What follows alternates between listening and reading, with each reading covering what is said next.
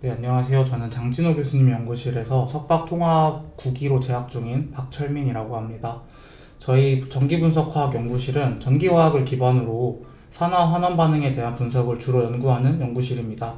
현재 연구실에서 하는 연구로는 유기화합물의 산화 환원 반응을 이용하여 에너지 저장 장치를 개발하거나 수용액과 전극 계면에서의 현상을 분석하고 전기화학을 이용한 바이오 물질 분석, 다공성 탄소 적응극을 이용한 레독스 전지 개발, 그리고 전기화학적 수소 저장 시스템 연구 등이 있습니다.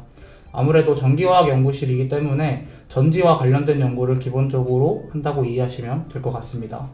다만 전지 자체를 개발하는 것이 최종 목표가 아니라 저희 연구실에서는 전지에서 발생하는 전기화학 반응을 분석해서 이제 발생하는 문제점을 제안하고 그 문제점에 따른 해결책을 제시할 수 있는 분석을 주로 연구하는 연구실입니다. 이번에 제가 소개할 논문의 제목은 Suppression of Hydrogen Bubble Formation on Electrified PT Electrode Interface on Acidic Warring Salt Electrolyte Solution이라고 제가 약 2년간 연구한 논문인데, 간략하게 말씀드리면 워러인 솔트라는 수용액 시스템에서 수소 버블이 형성이 억제되는 현상을 관측하여서 그 결과에 대한 원인을 전기화학적 방법으로 분석한 내용이라고 이해하시면 되겠습니다. 그래서 운 좋게 JMC라는 저널에 출판하게 되어서 이렇게 소개할 기회를 얻게 되었습니다.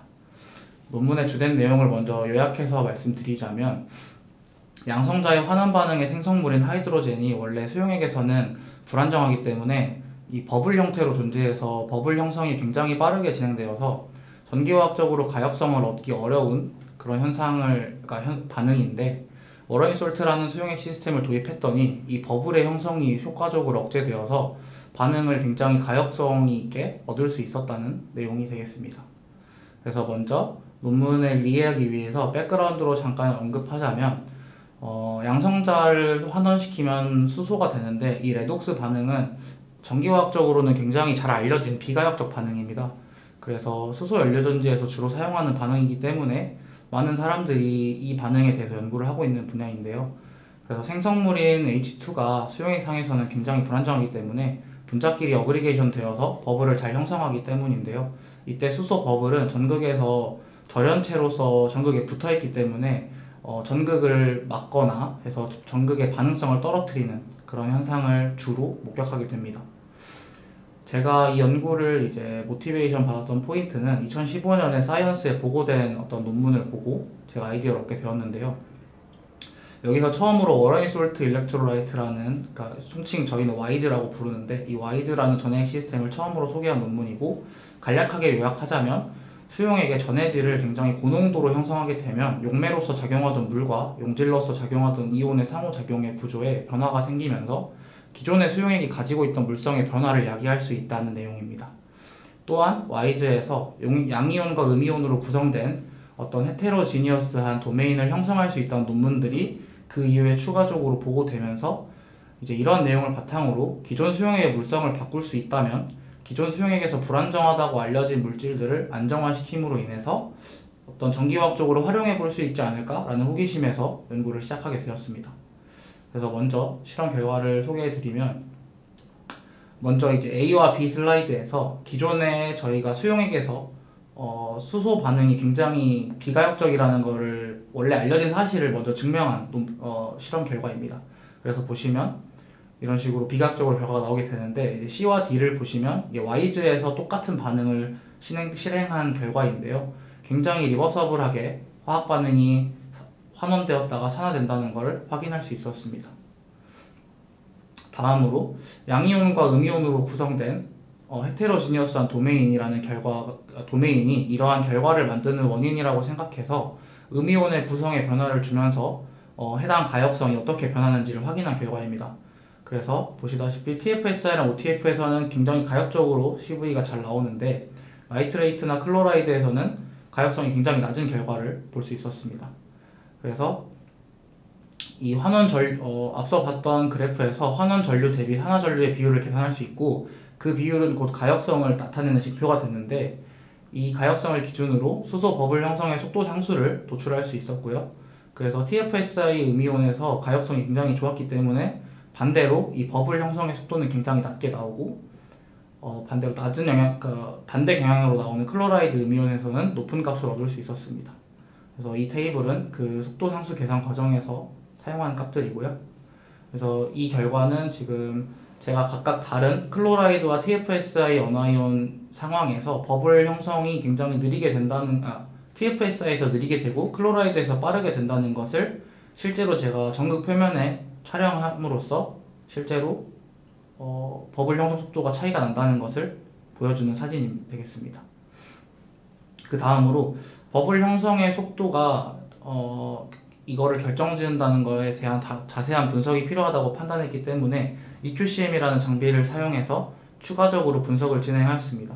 그래서 EQCM에서는 이제 프리퀀시가 증가한다는 거를 이제 버블이 생기는 현상이라고 입증할 수 있는데, 그래서 기본적으로 버블 포메이션이 굉장히 빠르다고 한다면 이렇게 프리퀀시가 세츄레이션 되는 경향을 나타내는데, 제가 YZ 시스템에서는 그런 현상이 잘 안 일어난다는 것을 확인해서 이제 YZ에서는 정말로 버블 포메이션이 느려지는구나를 확인했습니다. 그래서 이제 버블 형성이 억제되는 원인에 대해서 좀 더 인사이트를 제공해야 되기 때문에 그거에 대한 분석을 진행할 결과입니다. 그래서 버블 형성이 억제된다면 양성자 환원 반응으로 생성된 H2 분자가 이 솔루션 안에서 어느 정도 안정화된다고 생각할 수 있는데, 그러면 H2 분자가 YZ 전해액에서 안정화 것인지 아니면 전극 근처에서만 특정적으로 안정화되는 것인지를 확인하기 위한 실험을 진행했습니다. 그래서 분석에 활용된 논리는, 만약 H2 분자가 전해액에서 안정하다면 양성자 환원 반응으로 H2를 만들어주지 않고 외부에서 H2 가스를 전해액에 주입해주면 H2의 농도를 높게 만들 수 있을 것이고, 그것을 제가 CV로 확인할 수 있다고 생각을 했습니다.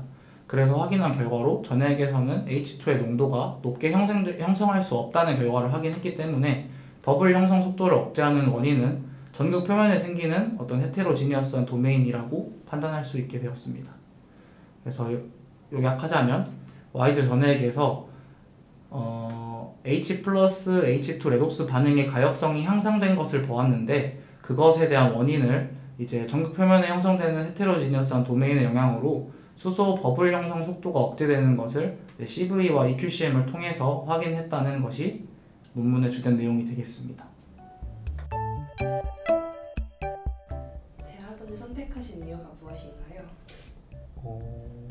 저는 이제 대학원 선택한 이유가 기본적으로는 이제 대학에서 이제 화학을 전공했는데, 이제 사회 나가서 화학을 학사 정도의 공부로만 제 전공을 살려서 이제 사회생활 하는 거는 어렵다라고 판단을 했었고, 그래서 어디 가서 이제 화학을 전공했다라고 말하려면 박사 정도 해서 이제 화학을 가지고 어떤 연구를 통해서 그 전공을 살려서 일을 하고 싶었다는 마음이 좀 컸습니다. 그래서 저처럼 이런 전공을 살리고 싶은 학생들은 대학원을 선택하는 것도 굉장히 도움이 될 것 같고, 대학원을 선택한 이유 중에 또 전공을 살리고 싶었다는 거 빼고 나머지 하나는 제가 그냥 논리적으로 뭔가를 사고하고 이해하고 그런 것들을 되게 재밌어 했어가지고 학부 때부터 좀 그런 과목 위주로 공부를 많이 했었다 보니까 아무래도 물리적인 그 과목 특성이 많이 섞여 있는 전기화학을 전공해야겠다고 생각했었던 것 같습니다. 그래서 이제 밑에 후배님들도 대학원을 만약 고려하신다면 자기가 어떤 스타일의 공부를 좋아하는지 생각해 보시고 그거에 맞춰서 판단하시면 될 것 같습니다. 대학원 선택할 때 고려사항에는 무엇이 있을까요? 제가 생각하기로는 우선 전공 분야를 먼저 선택하시는 게 가장 중요한 것 같습니다. 그러니까 세부 전공으로 이제 그러니까 학부 때는 화학이 다양한 전공들을 다 배우게 되는데, 그 중에서도 자기가 어떤 과목의 공부가 자기 스타일에 맞는지 먼저 판단해 보시고 그거에 맞춰서 하셔야 되는데, 이제 하나 학생분들이 간과하는 부분이 전공 시험을 잘 봤다고 해서 내가 그 공부를 좋아하는가는 한번 생각해 봐야 합니다. 이제 뭐 과목마다 사실 전공 과목에서 학점을 잘 따기 위한 공부는 조금씩 달라서 이제 학점이 잘 나온다 해서 가끔 이제 내가 여기에 좀 적성이 있나 보다라고 착각해서 그 관련 연구실을 갔다가 많이 후회하는 친구들도 있었고 뭐 그런 거를 보니까 아마 자기가 어떤 과목을 좋아하는지부터 판단해야 될 것 같고, 뭐 두 번째로는 이제 자기가 적성을 따져야 되는데, 저는 개인적으로 그 R&D라고 하는 그 연구 직무에서의 자기가 적성이 있는가를 먼저 판단해 보시는 게 좋은 것 같습니다.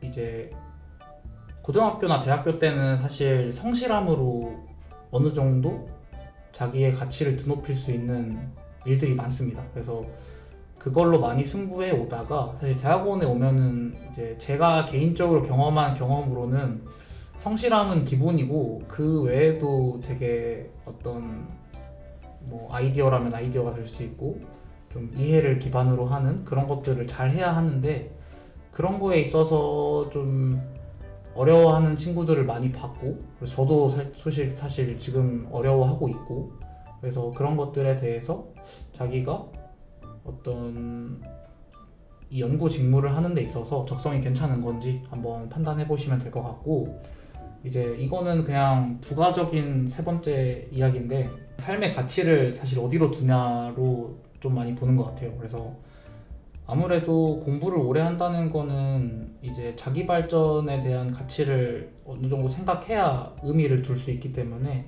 박사과정 동안 사실 포기해야 되는 것들이 많아서 이제 그걸 포기하면서까지 내가 이 공부를 해야 되는 이유가 있는가, 그런 거를 생각해 보시는 게 좋은 것 같습니다. 이제 제가 앞서 얘기했던 것처럼 난 좀 화학 전공했는데 좀 전공도 살리고 싶고 좀 전공에 맞춰서 일을 해보고 싶다라고 하시면 대학원을 선택하시는 게 도움이 될 것 같습니다.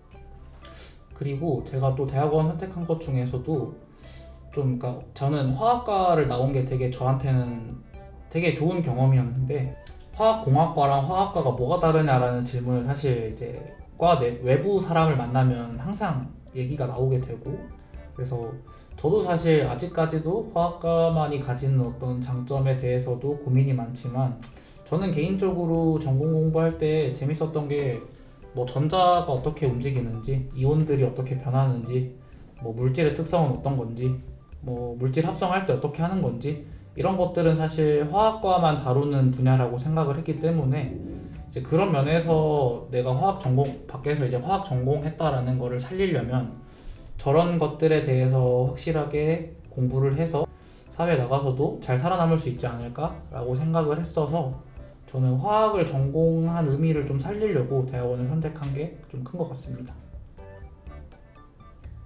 그리고 또 다른 이야기로는 이제 석사랑 박사를 고민하시는 친구들이 많을 것 같은데요. 이제 개인적으로 제 생각했을 때는 좀 자기가 능동적이고 주도적인 연구를 해보고 싶다 라고 하면은 박사를 선택하시는 게 맞고, 이제 그냥 연구에 대해서 한번 경험해보고 싶고 R&D가 어떻게 되는지 이런 것들을 한번 경험해보고 싶다 하시면 석사를 먼저 선택해보시는 게 좋은 것 같습니다.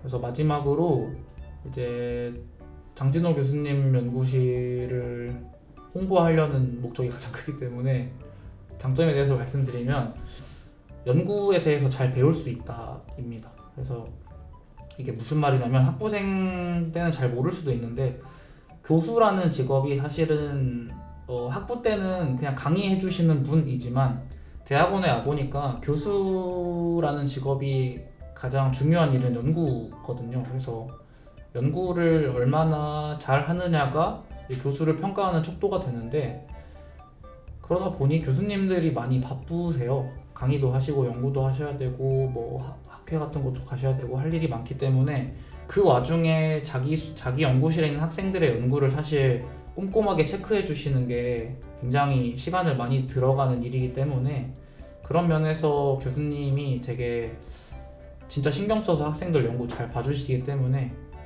그런 면에서 저희 연구실을 고민하시는 학생이 있으면 굉장히 좋다고 말씀드릴 수 있고, 그러니까 결과만 놓고 봐도, 왜냐면 제가 지금 박사과정 하면서 교수님 밑에 있으면서 연구 얘기도 많이 하고 잘 배울 수 있어서 그동안 논문도 여러 몇 편 냈다고 생각하기 때문에 이제 한양대 대학원을 고려하시는 학생들이 있다면 그 연구를 잘 배울 수 있는 장진호 교수님 연구실도 한번 고려해 보시면 좋을 것 같습니다. 장진호 교수님 연구실에서 발표한 논문을 발표를 맡은 박철민이었습니다. 감사합니다.